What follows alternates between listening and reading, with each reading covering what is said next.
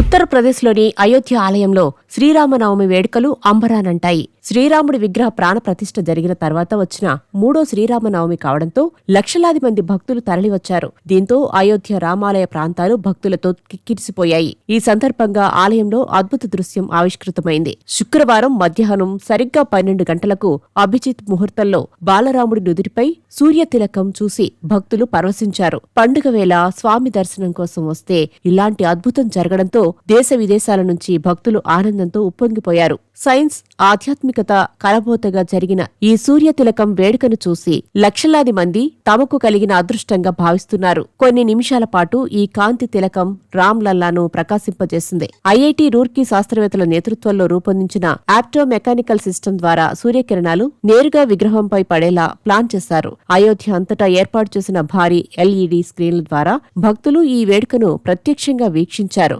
సూర్యకిరణం రామ్ లల్లా నుదుటిపై పడగానే భక్తులు జై శ్రీరామ్ అంటూ నినాదాలు చేశారు.